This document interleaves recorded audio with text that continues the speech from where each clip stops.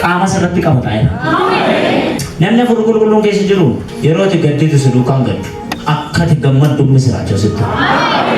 Maaf akkasitti hoonaa jettan magaalaa Naayil keessatti Yesuus karaa karra reeffaa dhufeetu dubartii mucaa tokkittii qabdu tokkittii ofiiyyuu isa duwwaa qabuti jalaa du'e bu'aatti dhufaa jiru nammoo laalee hinoo'ee jedha. Maal ta'e?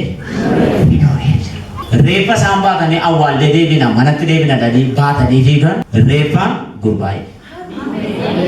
Mucicha qabeen jedhu macaafni qulqulluun siree qabe gurba. Afurri qulqulluun si keessa jiraanna guyyaa 10 asitti waan akkasii dhaalaayita.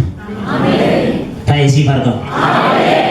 Afurri qulqulluun si duukaan jiru taana akkaawuntii keerraatu birrii qabdu kiisii keerraatu birrii qabdu akka bubulta. Bormaaliin hin jiraadha. Afurri qulqulluun si keessa jiraannaan garuu maaraadha. Borga nama waan dinqisiisaa ta'a. Afurri qulqulluun si duukaa jiraannaan bara beelaatti quufa baarsita. Ji'a kana Waaqayyo waan guddaa si hojjeta. Ulfina waaqummaa isaatii sitti agarsiisa. Mana keetti waan ta'a.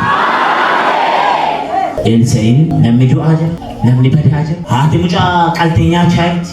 Waan rakkisaa jira. Boriyyoowwan karra Samaariyaa duratti waan haaraa ta'a. Daakuu adiitu gatii rakasaa eessayyuu nagadama. Inni afura qulqulluun qabne akkasii.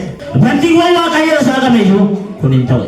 Ati hin argita malee hin nyaattu. Miilla keessan naatu qaba. Miilla kee kana akka miilla Iyyaasuu godhee. Lafuma dhaabbatu hunduma hadhaalu. Dhagaa miti har'aan booddee warqee gufadhu. Ta'eera isiniif.